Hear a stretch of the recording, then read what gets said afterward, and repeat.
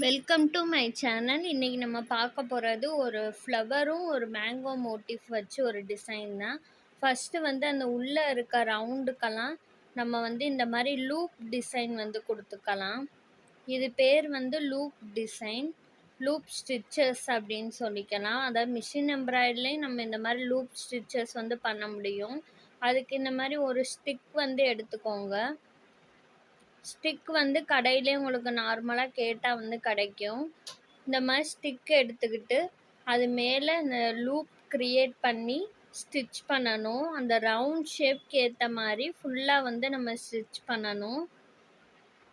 இது கோல்டன் கலரில் த்ரெட் எடுத்திருக்கேன். கோல்டன் கலர் த்ரெட்லேயே இது பார்க்க ரொம்ப ஷைனிங்காக இருக்கும்.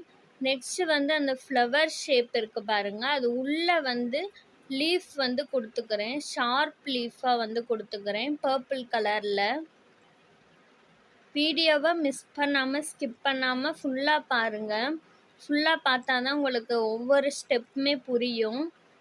இப்போ இந்த லீஃப் எப்படி கொடுக்குறேன்னா, நல்லா எம்போஸ்டாக வர்ற மாதிரி ஒரு 10 டைம்ஸ் அது மேலே கொடுக்குறேன்.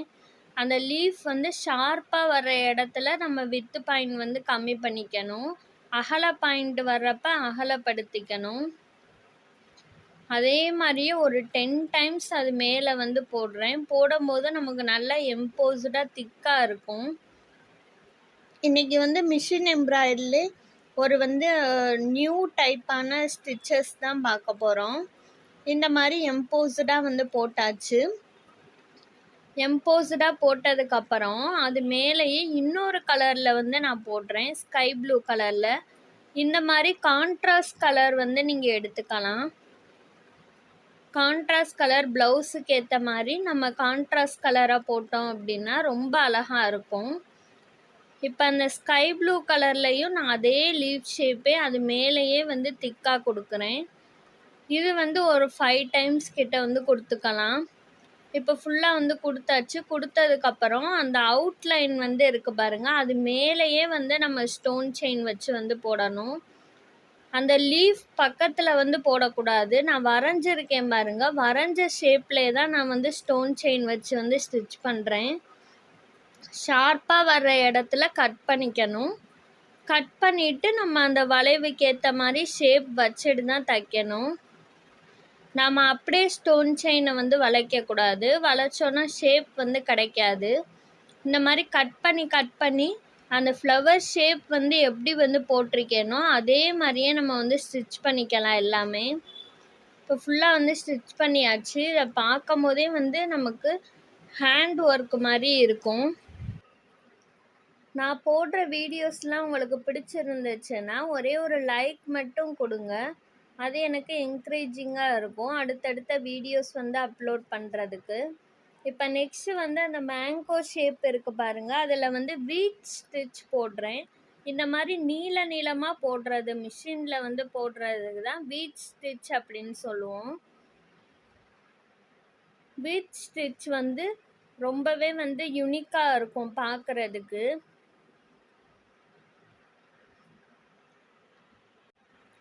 இந்த மாதிரி அந்த மேங்கோ ஷேப்பில் அந்த அவுட்லைனுக்குள்ளே மட்டும் நான் இந்த மாதிரி வீட் ஸ்டிச் கொடுத்துக்கிறேன்.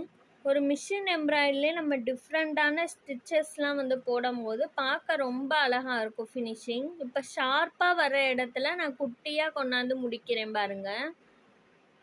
குட்டியாக கொண்டாந்து கீழே எப்படி ஸ்டார்ட் பண்ணுறேன்னு பாருங்கள். கீழேயும் அதே மாதிரியே கிராஸாக வர்ற மாதிரி இந்த வீட் ஸ்டிச் போட்டுக்கணும். வீட் ஸ்டிச்சு ஃபுல்லாக முடிச்சாச்சு. இப்போ இடையில உள்ள கேப்பில் ஸ்டோன் செயின் வச்சு ஃபில் பண்ணிடலாம். நீங்கள் ஃபஸ்ட்டு தைக்கும் போது அந்த ஸ்டோன் செயின் ஸ்டிச்சஸ் கரெக்டாக வராது, ஸ்டோன் மேலே பட்டுக்கிட்டே இருக்கும். நல்லா ப்ராக்டிஸ் பண்ண உங்களுக்கு ரொம்பவே ஈஸியாக இருக்கும். அதே மாதிரி மிஷின் எம்ப்ராய்டரி பற்றி உங்களுக்கு எதுவும் டவுட்ஸ் இருந்தாலும் கமெண்ட் பண்ணுங்கள், என்னால் முடிஞ்ச அளவு ஆன்சர் பண்ணுறேன். இப்போ இதே மாதிரியே பக்கத்துலேயும் ஃபில் பண்ணிக்கணும். ஃபில் பண்ணதுக்கப்புறம் இந்த மாதிரி கோல்டன் கலரில் த்ரெட் தான் எடுத்திருக்கேன். இந்த கோல்டன் கலர் த்ரெட் பார்க்க அப்படியே ஜர்தோசி மாதிரியே இருக்கும். நம்ம அதை வச்சு அவுட்லைன் கொடுத்துக்கலாம். நம்ம த்ரெட் ஒர்க் வந்து பண்ணுறப்ப அது லைஃப் லாங் நல்லா இருக்கும். இப்போ இந்த ஷேப்புக்கு ஏற்ற மாதிரி நம்ம அப்படியே வந்து அவுட்லைன் வந்து கொடுத்துக்கிறோம்.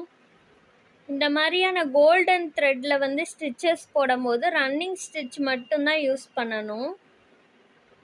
நம்ம வந்து சாட்டன் ஸ்டிச் யூஸ் பண்ணோம் அப்படின்னா அந்த கோல்டன் த்ரெட்டோட இதே வந்து மாறிடும், ஷைனிங்கே மாறிடும். ரன்னிங் ஸ்டிச் யூஸ் பண்ணி பொறுமையாக அது மேலே வந்து போட்டுகிட்டே வரணும். இப்போ பாருங்கள், வளைக்கிற இடத்துல மட்டும் நல்லா ஷார்ப்பாக லாக் கொடுத்துட்டு அதுக்கப்புறம் டர்ன் பண்ணிங்கன்னா தான் அந்த ஷார்ப்னஸ் வந்து கிடைக்கும். இப்போ இதே மாதிரியே ஒரு 4 லேயர் கிட்ட நான் வந்து அவுட்லைன் வந்து கொடுத்துக்கிறேன். அவுட்லைன் கொடுத்துட்டு லாஸ்ட்டாக வர்ற அந்த லைனை மட்டும் அந்த மேங்கோ ஷேப் வந்து இருக்கு பாருங்கள், அதோட முனி பாயிண்ட்டு அதுக்கேற்ற மாதிரியே நம்ம ஒரு லைனில் வந்து கொடுத்துக்கலாம். ஒரு லைனில் கொடுத்துட்டு நெக்ஸ்ட் அது பக்கத்துலேயே வந்து பால் செயின் வந்து ஸ்டிச் பண்ணுறேன். பால் செயினை அந்த வளைவுக்கு ஏற்ற மாதிரி வச்சுட்டு நம்ம அப்படியே ஃப்ரேமை மூவ் பண்ணி ஸ்டிச் பண்ணி அழகாக எடுத்துடலாம். இது ஃபைனலாக பார்க்கும்போது உங்களுக்கு ஹேண்ட் ஒர்க் மாதிரியே தான் இருக்கும்.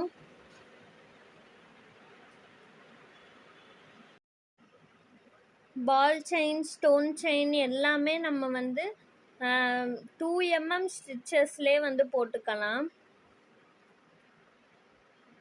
2 mm ஸ்டிச்சஸில் லெக் மூமெண்ட்லேயே போடுங்க.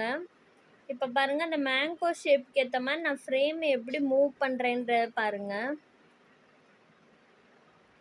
இந்த மாதிரி உங்களுக்கு வந்து மிஷின் எம்ப்ராய்டரியில் இந்த புட்டாஸ்லாம் வந்து நீங்கள் ஹேண்டுக்கோ இல்லை பேக் டிசைனுக்கோ போட்டுக்கிட்டிங்கன்னா ரொம்பவே பார்க்க வந்து சிம்பிளாகவும் இருக்கும், நீட்டாகவும் இருக்கும். இப்போ இதே மாதிரியே அந்த பக்கத்தில் உள்ள பெரிய மேங்கோவும் ஃபில் பண்ணிடலாம். ஃபில் பண்ணியாச்சு. நெக்ஸ்ட்டு வந்து அந்த லீஃப் இருக்குது பாருங்கள், அதுக்கு நான் க்ரீன் கலர் தான் கொடுத்துக்கிறேன். க்ரீன் கலரில் எப்பயும் போல் சாட்டன் ஸ்டிச் வந்து கொடுத்துக்கிறேன்.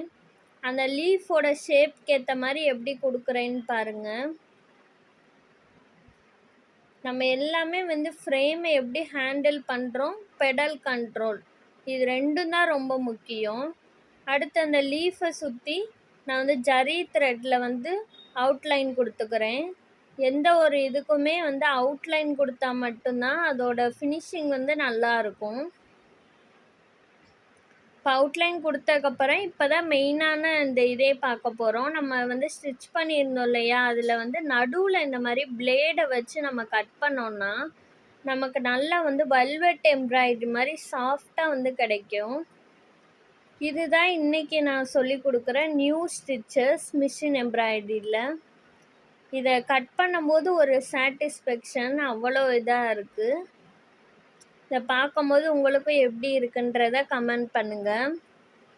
இப்போ கட் பண்ணும்போது நம்ம உள்ளே தைச்ச அந்த பர்பிள் கலரும் வெளியே வந்து ஸ்கை ப்ளூ கலரும் டபுள் கலரில் வந்து அந்த ஃப்ளவர் வந்து தெரியும். ரொம்பவே நியூ டெக்னிக்காக சிம்பிளாக உங்களுக்கு சொல்லி கொடுத்துருக்கேன். இந்த மாதிரி பிடிச்சிருந்துச்சுன்னா ட்ரை பண்ணி பாருங்கள். தேங்க்ஸ் ஃபார் வாட்சிங்.